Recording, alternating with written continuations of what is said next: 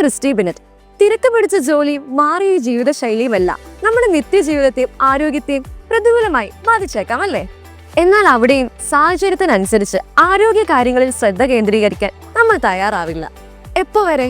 ആരോഗ്യം ശ്രദ്ധിക്കാതെ മുന്നോട്ടിനി നീങ്ങില്ല എന്ന് മനസ്സിലാകുന്നിടം വരെ. എന്നിട്ടോ പിന്നീട് അങ്ങോട്ട് നെട്ടോട്ടമാണ് എന്ത് ചെയ്യണം എന്നറിയാതെ. പ്രമേഹം, വെരിക്കോസ്, പൊള്ളൽ എന്നിവ മൂലമുണ്ടാകുന്ന ഉണങ്ങാത്ത മുറിവുകൾ, പോസ്റ്റ് റേഡിയേഷൻ തെറാപ്പി, പെട്ടെന്നുണ്ടാകുന്ന കേൾവിക്കുറവ്, ഗ്യാസ് പോയിസൺ എന്നിങ്ങനെ നിരവധി ആരോഗ്യ പ്രശ്നങ്ങൾ പരിഹാരം കണ്ടെത്താനാകാതെ പലരുടെയും ജീവിതത്തിൽ വില്ലനായി നിൽക്കുന്നുണ്ട്. എന്തെല്ലാം മരുന്നുകൾ ചെയ്തിട്ടും ഗുണമില്ലല്ലോ എന്ന് കരുതി നിരാശരാകാൻ വരട്ടെ. വൈദ്യശാസ്ത്രത്തിലെ തന്നെ അത്ഭുത ചികിത്സാ സംവിധാനം എന്ന് വിശേഷിപ്പിക്കാവുന്ന ഹൈപ്പോബാരിക് ഓക്സിജൻ തെറാപ്പി ഇത്തരം പ്രശ്നങ്ങൾക്കെല്ലാം ഒരു പരിഹാര മാർഗമായി തിരഞ്ഞെടുക്കാവുന്നതാണ്. നമ്മുടെ കോട്ടയം നഗരത്തിന്റെ തൊട്ടടുത്തുള്ള കുടയമ്പടിയിൽ ഹൈപ്പോബാരിക് ഓക്സിജൻ തെറാപ്പി ലഭ്യമാകുന്ന ഓക്സിക്യൂർ പോളിക്ലിനിക് പ്രവർത്തനം ആരംഭിച്ചിരിക്കുകയാണ്. HPOT എന്താണെന്ന് സംബന്ധിച്ച് ആധികാരികമായി പറഞ്ഞു തരാൻ എനിക്കറിയില്ല. അതുകൊണ്ട് തന്നെ ഇതിനെക്കുറിച്ച് വ്യക്തമായി പറഞ്ഞു തരാൻ കഴിയുന്ന ഓക്സിക്യൂർ പോളിക്ലിനിക്കിലെ ഡോക്ടർ നമുക്കൊപ്പം ഉണ്ട്. നമുക്ക് അദ്ദേഹത്തിനോട് തന്നെ ചോദിച്ചാലോ? എന്താണ് HBOT ചികിത്സാ രീതിയെന്നും ഇതിന്റെ ചരിത്രത്തെ കുറിച്ചൊന്ന് വിശദീകരിക്കാമോ? ഹൈപ്പർബാരിക് ഓക്സിജൻ അല്ലെങ്കിൽ ഹൈപ്പർബാരിക് ഓക്സിജൻ തെറാപ്പി, നമ്മൾ ഈ പേര് സൂചിപ്പിക്കുന്ന പോലെ തന്നെ അതിനകത്ത് രണ്ട് ഘടകങ്ങളാണുള്ളത്. ഒന്ന് ഹൈപ്പർബാരിക്, അതായത് നമ്മളിരിക്കുന്ന എൻവയോൺമെൻറ്റ് അല്ലെങ്കിൽ നമ്മളിരിക്കുന്ന ചേംബറിനകത്തെ പ്രഷർ കൂടിയ ഒരവസ്ഥ. രണ്ടാമത്തേത് ഓക്സിജൻ. അപ്പോൾ ഇത് രണ്ടും കൂടെ കമ്പൈൻ ചെയ്തിട്ട് നമ്മൾ 100% ഓക്സിജൻ ഉയർന്ന പ്രഷറുള്ള ഒരു അറ്റ്മോസ്ഫിയറിൽ നമ്മൾ പേഷ്യൻറ്റ് കൊടുക്കുന്നു. അതാണ് ഹൈപ്പർബാരിക് ഓക്സിജൻ തെറാപ്പി. അപ്പോൾ അതിൻ്റെ ഹിസ്റ്ററി അല്ലെങ്കിൽ അതിൻ്റെ തുടക്കം എന്ന് പറയുമ്പോൾ നമുക്ക് ഹൈപ്പർബാരിക് മെഡിസിൻ നമുക്ക് നൂറ്റാണ്ടുകളുടെ പഴക്കമുണ്ട്. നമ്മൾ പഴയ ഹിപ്പോക്രാറ്റീസ് അല്ലെന്നുണ്ടെങ്കിൽ നമ്മുടെ അരിസ്റ്റോട്ടിൽ അവരുടെയൊക്കെ ലിറ്ററേച്ചർ നോക്കുകയാണെങ്കിൽ ഹൈപ്പർബാരിക് മെഡിസിൻ്റെ അല്ലെങ്കിൽ ഇൻക്രീസ് പ്രഷർ യൂസ് ചെയ്തുകൊണ്ടല്ല ചികിത്സാ രീതികളുടെ മെൻഷൻ ഉണ്ട് അതിനകത്ത്. പിന്നെ ഓക്സിജൻ നമുക്ക് ഒഫീഷ്യലി ഡിസ്കവർ ചെയ്തത് 1700s ജോസഫ് പ്രിസ്ലി എന്ന് പറയുന്ന സയൻറ്റിസ്റ്റാണ് ഡിസ്കവർ ചെയ്തത്. അപ്പം അത് ഓക്സിജൻ ഡിസ്കവർ ചെയ്യുന്നതിന് മുമ്പേ തന്നെ നമുക്ക് ഹൈപ്പർബാരിക് എയർ തെറാപ്പി HBAT ഉണ്ടായിരുന്നു. അത് യൂഷ്വലി നമ്മൾക്ക് ഏറ്റവും കൂടുതൽ യൂസ് ചെയ്തുകൊണ്ടിരുന്നത് നമുക്ക് ഡൈവിംഗ് ഫീൽഡിലുള്ള ഡൈവേഴ്സിന് വേണ്ടിയിട്ടായിരുന്നു. ഡൈവേഴ്സ് ഡൈവ് ചെയ്തിട്ട് തിരിച്ചു വരുമ്പോൾ അവർക്ക് ഡീകംപ്രഷൻ സിക്നസ് ഉള്ളതായിട്ട് കണ്ടു. അപ്പോൾ അതിൻ്റെ ചികിത്സയ്ക്കായിട്ടാണ് ആദ്യമേ ഇത് കൊടുത്തു തുടങ്ങിയത്, ഈ ഹൈപ്പർബാരിക് എയർ തെറാപ്പി കൊടുത്തു തുടങ്ങിയത്. അതിനുശേഷം 1700s ഈ പറയുന്ന ഓക്സിജൻ ഡിസ്കവർ ചെയ്തു. അതിനുശേഷം നമുക്ക് എയർ മാറ്റിയിട്ട് ഹൈപ്പർബാരിക് ഓക്സിജൻ തെറാപ്പിയായി. ഒഫീഷ്യലി നമ്മളിത് യൂസിൽ വന്നത് 1917 അല്ലെങ്കിൽ ഏർലി 1900s മുതലാണ്. US നേവിയാണ് ഈ hyperbaric oxygen therapy officially use ചെയ്ത് തുടങ്ങിയത്. അതും ഇനിഷ്യലി യൂസ് ചെയ്ത് തുടങ്ങിയ ഡൈവേഴ്സിൻ്റെ ട്രീറ്റ്മെൻറ്റ് അല്ലെങ്കിൽ ഡീകംപ്രഷൻ സിക്നസ്, ബാരോട്രോമ, ഇന്നറിയ ബാരോട്രോമ പോലുള്ള കേസുകളുടെ ട്രീറ്റ്മെൻറ്റിന് വേണ്ടിയിട്ടായിരുന്നു ഹൈപ്പർബാരിക് ഓക്സിജൻ യൂസ് ചെയ്ത് തുടങ്ങി. ഇപ്പോൾ US നേവിയുടെ തന്നെ പല ഡൈവിംഗ് ടേബിൾസ് ഉണ്ട്. നമ്മൾ കോമൺലി യൂസ് ചെയ്യുന്ന ഡൈവിങ്ങിന് ഉപയോഗിക്കുന്ന ടേബിൾസ് എന്ന് പറഞ്ഞാൽ usually diving table 6 and 6 alpha ആണ് ഉപയോഗിക്കുന്നത്. നമ്മളുടെ HBOT പർപ്പസിന്, തെറാപ്പറ്റിക് പർപ്പസിന് വേണ്ടിയിട്ട് നമ്മൾ US ടേബിൾ 9 അല്ലെങ്കിൽ ടേബിൾ 10 ആണ് യൂസ് ചെയ്യുന്നത്. HBOT എന്താണെന്നും അതിന്റെ ചരിത്രം എന്താണെന്നും സാർ മുമ്പ് പറഞ്ഞു. അപ്പോൾ ഇനി ഇതിന്റെ പ്രവർത്തന രീതി എങ്ങനെയാണ്? ഏത് തരത്തിലാണ് ഇത് മനുഷ്യ ശരീരത്തിൽ പ്രവർത്തിക്കുന്നത്? ഇതൊന്നും പറയാമോ? HBOT എന്ന് പറഞ്ഞാൽ ഹൈപ്പർബാരിക് ഓക്സിജൻ തെറാപ്പി. അത് നമ്മൾ പേര് സൂചിപ്പിക്കുന്ന പോലെ തന്നെ ഇൻക്രീസ്ഡ് ആയിട്ടുള്ള അറ്റ്മോസ്ഫിയറിക് പ്രഷറിൽ നമ്മൾ കൂടുതൽ ഓക്സിജൻ കണ്ടന്റ് അല്ലെങ്കിൽ 100% ഓക്സിജനാണ് മനുഷ്യ ശരീരത്തിലേക്ക് കൊടുക്കുന്നത്. അപ്പോൾ ഇതിൽ നോർമലി നമ്മളുടെ ശരീരത്തിൽ ബ്ലഡ് ക്യാരി ചെയ്യുന്ന 97% ഓക്സിജൻ സാച്ചുറേഷൻ, ഹിമോഗ്ലോബിൻ സാച്ചുറേഷൻ ആയിരിക്കും. പക്ഷേ പ്ലാസ്മ എന്ന് പറയുന്ന കമ്പോണൻറ്റ് അണ്ടർ യൂട്ടിലൈസ്ഡ് ആണ്. അപ്പോൾ പ്ലാസ്മ നോർമലി നമുക്ക് 0.3 ml ഓക്സിജൻ മാത്രമേ നോർമലി നമുക്ക് ശരീരത്തിൽ പ്ലാസ്മ ക്യാരി ഉള്ളൂ. അപ്പം നമ്മൾ HBOTയിൽ ചെയ്യുന്നത് എന്താണെന്ന് വെച്ചാൽ പ്ലാസ്മയുടെ ഓക്സിജൻ സാച്ചുറേഷനാണ് നമ്മൾ ചെയ്യുന്നത്. അപ്പം നമ്മൾ 100% ഓക്സിജൻ ഈ പറയുന്ന 2 അല്ലെങ്കിൽ 2.5 അറ്റ്മോസ്ഫിയറിക് പ്രഷറിലേക്ക് നമ്മൾ കൊടുക്കുമ്പോൾ പ്ലാസ്മയുടെ സാച്ചുറേഷൻ 0.3% നിന്ന് മാറി 5.6% വരും. അപ്പോൾ നിയർലി 20 times പ്ലാസ്മയുടെ സാച്ചുറേഷൻ കൂടും. അതാണ് ഇതിനകത്ത് ബേസിക് ആയിട്ട് നമ്മൾ കൊടുക്കുന്നത്. പിന്നെ രണ്ടാമത്തേത്, ഇതിനകത്ത് ഒരുപാട് ഘടകങ്ങളുണ്ട്. വൂണ്ട് ഹീലിംഗ്, ഇപ്പം നമുക്ക് മുറിവുകൾ ഉണങ്ങാൻ സഹായിക്കുന്നതും അല്ലെങ്കിൽ നമുക്ക് കേൾവിക്കുറവിൻ്റെ അതിൻ്റെ റിക്കവറിക്ക് സഹായിക്കുന്നതും, അല്ലെങ്കിൽ നമുക്ക് ഡീകംപ്രഷൻ സിക്നസ് എന്ന് പറയുന്ന ഇതുണ്ട്, ഡൈവേഴ്സിൽ കൂടുതലായിട്ട് കാണുന്നതാണ്. അല്ലെങ്കിൽ എയർ എംബോളിസം അതിൽ വരുന്നതെന്ന് പറഞ്ഞാൽ ഈ HBOTയുടെ മെക്കാനിക്കൽ എഫക്ട്സ്, അതായത് നമ്മൾ പ്രഷർ കൂടുന്നത് കൊണ്ടുള്ള എഫക്ട്സ് ആണ് അതിൽ വരുന്നത്. അപ്പോൾ ഇങ്ങനെ വേരിയസ് ആയിട്ടുള്ള ഓരോ അസുഖങ്ങൾക്കും ഓരോ രീതിയിലുള്ള എഫക്റ്റാണ് ഈ HBOT വരുന്നത്. പ്രമേഹം, വേരിക്കോസ്, പൊള്ളൽ തുടങ്ങിയ മൂലം ഉണ്ടാകുന്ന മുറിവുകൾക്ക് ഇതൊരു ശാശ്വത പരിഹാരമാണല്ലോ. അതുപോലെ തന്നെ നമ്മുടെ ആരോഗ്യത്തിന് ഇത് നല്ലതാണ്. അപ്പോൾ ഏതെല്ലാം അസുഖങ്ങൾക്കാണ് ഈ തെറാപ്പി രോഗികൾക്ക് ഉപകാരപ്രദമാകുന്നത്? ഹൈപ്പർബാരിക് ഓക്സിജൻ തെറാപ്പിയുടെ റെഗുലേറ്ററി ബോഡീസ് എന്ന് പറയുന്നത് അണ്ടർസീ ഹൈപ്പർബാരിക് മെഡിക്കൽ സൊസൈറ്റി UHMSഉം അതുപോലെ ഫെഡറൽ ഡ്രഗ് അഡ്മിനിസ്ട്രേഷൻ. ഇത് രണ്ടും അമേരിക്കയിൽ ബേസ് ചെയ്തിരിക്കുന്ന മെഡിക്കൽ സൊസൈറ്റീസാണ്. അപ്പം അവർ ലിസ്റ്റ് ഔട്ട് ചെയ്തിരിക്കുന്ന കണ്ടീഷൻസ് പ്രകാരം നമുക്ക് hyperbaric oxygen therapy as A primary modality of treatment, അതായത് ചില കണ്ടീഷൻസിൽ ഹൈപ്പർബാരിക് ഓക്സിജൻ തെറാപ്പി കൊടുത്തെങ്കിൽ മാത്രമേ ആ കണ്ടീഷൻസ് ഇമ്പ്രൂവ് ആവുകയുള്ളൂ. ഫോർ എക്സാമ്പിൾ, ഇപ്പം നമുക്ക് ഡൈവിങ്ങിൽ കാണുന്ന പോലെയുള്ള ഡീകംപ്രഷൻ സിക്നസ് ഉണ്ട്, എയർ ഓർ ഗ്യാസ് എംബോളിസം ഉണ്ട്, കാർബൺ മോണോക്സൈഡ് പോയ്സണിംഗ് ഉണ്ട്. ഇതൊക്കെ നമുക്ക് ഹൈപ്പർബാരിക് ഓക്സിജൻ തെറാപ്പി കൊടുത്തെങ്കിൽ മാത്രമേ നമുക്ക് ഭേദമാവുകയുള്ളൂ. അതുപോലെ ഹൈപ്പർബാരിക് ഓക്സിജൻ തെറാപ്പിക്ക് സെക്കൻഡറി യൂസേജ് ഉണ്ട് ആസ് എൻ അഡ്ജുവൻറ്റ് തെറാപ്പി. അത് ബാക്കിയുള്ള ചികിത്സാ രീതികളുടെ കൂടെ ഇതും കൂടെ കൊടുക്കുകയാണെങ്കിൽ ആ കണ്ടീഷൻസ് വളരെ പെട്ടെന്ന് ഇമ്പ്രൂവ് ആവും.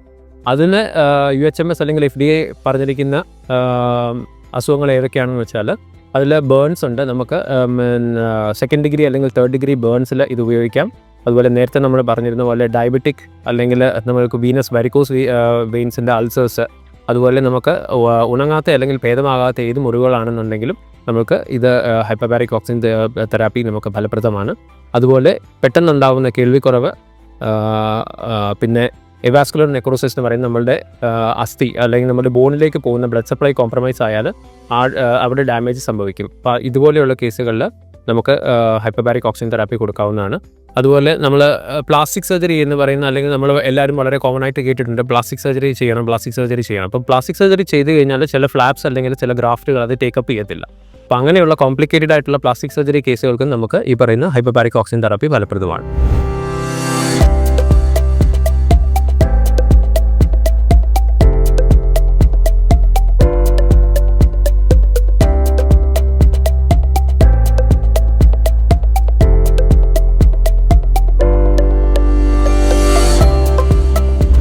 HBOT സ്വീകരിക്കുന്ന ഒരു വ്യക്തിക്ക് ഓരോ സെക്ഷനുകൾ എങ്ങനെയാണ് ഉള്ളത്, എത്ര സിറ്റിങ്ങിൽ അവർക്ക് വ്യത്യാസം കാണാൻ പറ്റുന്നത്, പിന്നെ ഒരു പേഷ്യൻറ്റിൽ എത്ര സെക്ഷൻസ് ആണ് അറ്റൻഡ് ചെയ്യേണ്ടത്, ചാമ്പറിൽ എന്തൊക്കെ ഫെസിലിറ്റീസ് ഉണ്ട്, ഇതൊക്കെ ഒന്ന് പറയാമോ? ഓക്കെ, ഇപ്പോൾ ഹൈപ്പർബാരിക് ഓക്സിജൻ തെറാപ്പി നമുക്ക് എല്ലാ പേഷ്യൻസിനും നമുക്ക് നേരത്തെ നമ്മൾ ലിസ്റ്റ് ഔട്ട് ചെയ്തിരിക്കുന്ന കണ്ടീഷൻസ് അനുസരിച്ചുള്ള പേഷ്യൻസിന് നമുക്ക് കൊടുക്കാൻ പറ്റുള്ളൂ. അപ്പോൾ അതുപോലെ തന്നെ ആ കണ്ടീഷൻസ് ഉള്ള പേഷ്യൻസ് ആണെങ്കിലും നമുക്ക് പേഷ്യൻറ്റ് സെലക്ഷൻ ചെയ്യണം. കാരണം ഫോർ എക്സാമ്പിൾ, ഇപ്പോൾ എനിക്കിപ്പം ഒരു ഡയബറ്റിക് വൂണ്ട് ഉണ്ടെങ്കിൽ എനിക്ക് ബാക്കിയുള്ള വേറെ എന്തെങ്കിലും കോംപ്ലിക്കേഷൻസ് ഉണ്ടോ, ഇപ്പം ഒരു ഹാർട്ട് അറ്റാക്ക് അല്ലെങ്കിൽ ഒരു കാർഡിയാക് ഫെയിലിയർ ഉള്ള പേഷ്യൻ്റ് ആണെങ്കിൽ, അല്ലെങ്കിൽ എനിക്ക് റെസ്പിറേറ്ററി ലങ്സ് സംബന്ധമായിട്ടുള്ള പ്രശ്നങ്ങൾ, ആസ്മ അല്ലെങ്കിൽ COPD പോലെയുള്ള അസുഖങ്ങളുണ്ടെന്നുണ്ടെങ്കിൽ, അപ്പോൾ അതുപോലത്തെ കണ്ടീഷൻസ് നമുക്ക് HBOT കൊടുക്കാൻ പാടില്ല. കാരണം നമുക്ക് നമ്മളുടെ പ്രൈമറി എന്താണോ കാരണം അതിന് നമുക്ക് ഉപകരിക്കും. പക്ഷേ നമ്മളുടെ ബാക്കിയുള്ള ഹെൽത്തിൻ്റെ കണ്ടീഷൻസ് കാരണം നമുക്ക് HBOT ചേമ്പറിലേക്ക് നമുക്ക് കടക്കാനുള്ള ഫിറ്റ്നസ് കൊടുക്കാൻ പാടില്ല. അപ്പം നമ്മൾ ഒരു പേഷ്യൻറ്റിനെ നമ്മൾ സെലക്ട് ചെയ്യുമ്പോൾ പേഷ്യൻസിൻ്റെ ബേസിക് പാരാമീറ്റേഴ്സ് ഒക്കെ ചെക്ക് ചെയ്തിട്ട് ഫിറ്റ്നസ് ഉറപ്പ് വരുത്തിയതിന് ശേഷം മാത്രമേ നമുക്ക് പേഷ്യൻസിനെ നമുക്ക് ചേമ്പറിലേക്ക് പോകാൻ അനുവദിക്കാൻ പാടുള്ളൂ. അതുപോലെ നമുക്ക് നമ്മൾ ചെയ്യുന്നത് HBOT ചെയ്യുന്നതെന്ന് പറഞ്ഞാൽ നമുക്ക് ബോഡിയുടെ നാച്ചുറൽ ഹീലിംഗ് പ്രോസസ്സിനെ നമ്മളത് സ്പീഡപ്പ് ചെയ്യുകയാണ്. അപ്പം ബോഡിയുടെ നാച്ചുറൽ ഹീലിംഗ് പ്രോസസ്സിൽ കൂടെ തന്നെയാണ് നമ്മൾ ഫൈനലി നമുക്ക് അച്ചീവ് ചെയ്യുന്ന ഹീലിംഗ് വരുന്നത്.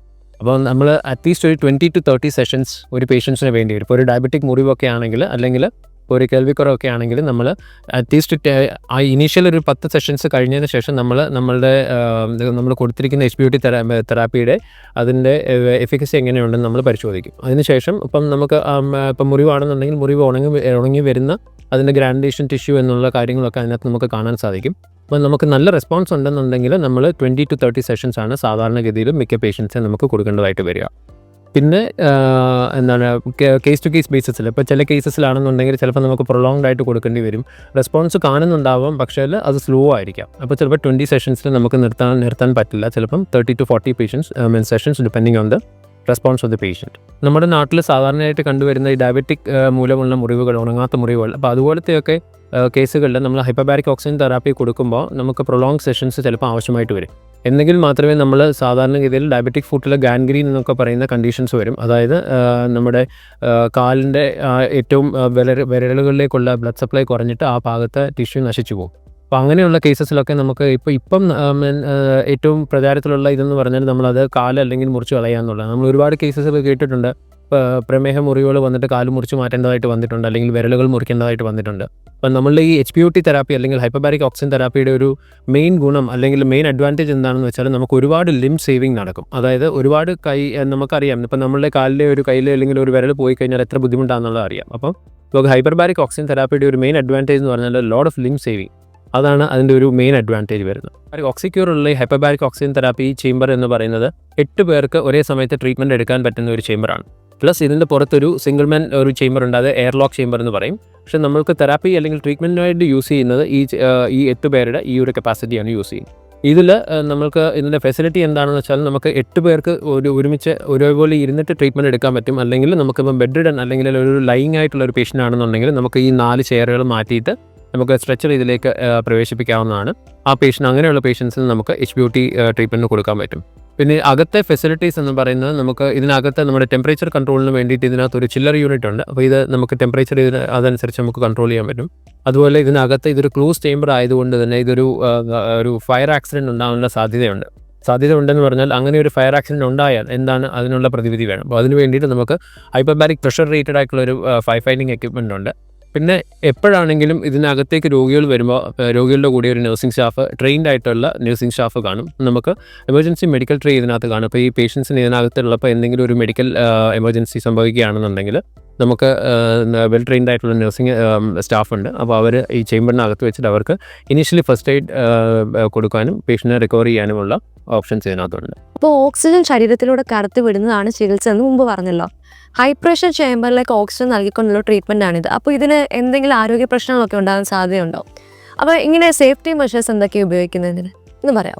സാധാരണ നമുക്ക് ഹൈപ്പർബാരിക് ഓക്സിജൻ തെറാപ്പിയിൽ നമ്മൾ കണ്ടുവരുന്ന ഏറ്റവും സാധാരണയായിട്ടുള്ള പ്രശ്നം എന്ന് പറഞ്ഞാൽ ഇതൊരു ക്ലോസ് ചേമ്പറാണ്. അപ്പോൾ ഈ ചേമ്പർ പ്രഷറൈസ് ചെയ്യുമ്പോൾ ഇതിനകത്തുണ്ടാകുന്ന പ്രഷർ ചേഞ്ചസ് മൂലം ഉണ്ടാകുന്ന ബുദ്ധിമുട്ടുകളാണ്. നമ്മളെല്ലാവരും ഫ്ലൈറ്റിൽ യാത്ര ചെയ്തിട്ടുള്ളതാണ്. അപ്പം നമ്മൾ ഫ്ലൈറ്റിൽ യാത്ര ചെയ്ത് എസ്പെഷ്യലി ഫ്ലൈറ്റ് തിരിച്ചിറങ്ങാൻ നേരത്ത് നമുക്ക് ചെവി അടയ്ക്കുന്നതായിട്ട് തോന്നും. അതുപോലെ തന്നെ ഇതിനകത്തും ചിലർക്ക് ഈ ബുദ്ധിമുട്ടുണ്ടാവും. അപ്പോൾ അതിന് വേണ്ടിയിട്ട് നമ്മൾ ചെവിക്കകത്തെ പ്രഷർ ഈക്വലൈസേഷനായിട്ട് നമ്മൾ ഇടയ്ക്ക് ഉമിനീരിറക്കുക. അതുപോലെ നമ്മൾ മൂക്കും വായും പൊത്തിപ്പിടിച്ചിട്ട് ബ്ലോ ഔട്ട് ചെയ്യുക. അപ്പം ചെവിയുടെ അകത്ത് യൂസ്റ്റേഷൻ ട്യൂബ് എന്ന് പറഞ്ഞിട്ടൊരു ട്യൂബുണ്ട്. ആ ട്യൂബ് ഓപ്പൺ ആയി കഴിയുമ്പോൾ ചെവിക്ക് അകത്തുള്ള പ്രഷറും ചെവിയുടെ പുറത്തുള്ള പ്രഷറും തമ്മിൽ ഈക്വലൈസ് ആവും. അപ്പോൾ അത് നോർമലൈസ് ആവും. ഈ ഒരു ബുദ്ധിമുട്ട്, അതായത് ബാരോട്രോമ അല്ലെങ്കിൽ ഈ ഒരു ബുദ്ധിമുട്ടാണ് നമുക്ക് ഏറ്റവും കോമൺ ആയിട്ട് നമ്മൾ കണ്ടിട്ടുള്ളത്. പിന്നെ വരാൻ സാധ്യത വളരെ വിരളമായിട്ട് നമുക്ക് ഇതിനകത്ത് വരാൻ ചാൻസ് ഉള്ളത് ഓക്സിജൻ ടോക്സിസിറ്റി. നമ്മളെല്ലാവരും വിചാരിക്കും ഓക്സിജൻ എന്ന് പറയുന്നത് നല്ല വശങ്ങൾ മാത്രമേ ഉള്ളൂ. പക്ഷേ അത് നമ്മൾ ഓക്സിജൻ കൂടിക്കഴിഞ്ഞാൽ ഓക്സിജൻ ഫ്രീ റാഡിക്കൽ അയൺസ് കണ്ടമാനം ജനറേറ്റ് ആവും. അപ്പോൾ അത് കാരണം ഓക്സിജൻ ടോക്സിസിറ്റി വരും.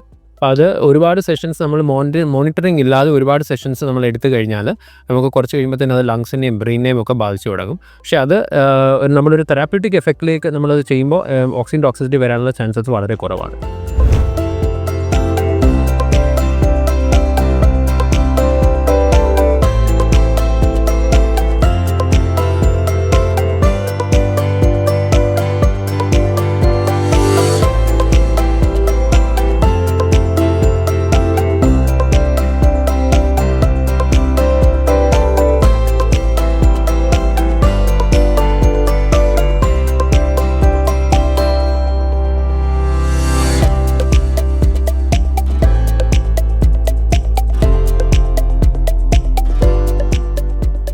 HBOT എന്നത് ഒരു അത്ഭുത ചികിത്സാ രീതിയാണെന്ന് നിങ്ങൾക്ക് തോന്നുന്നുണ്ടോ?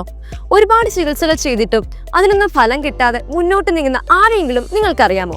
എങ്കിൽ ഈ വീഡിയോ അവർക്ക് ഷെയർ ചെയ്തേക്കൂ. ഒരു പക്ഷേ ഒറ്റ ക്ലിക്കിൽ അവരുടെ ജീവിതത്തിൽ പുതിയ പ്രതീക്ഷകളാണ് നമ്മൾ നൽകുന്നതെങ്കിലോ? ഇതിനു പുറമെ physiotherapy, skin, ENT, laboratory, diving medicines and aviation medicines എന്നീ സേവനങ്ങളും ഇവിടെ നിന്ന് ലഭ്യമാകും. കൂടുതൽ വിവരങ്ങൾക്കായി സ്ക്രീനിൽ കാണുന്ന നമ്പറിൽ ബന്ധപ്പെടുക.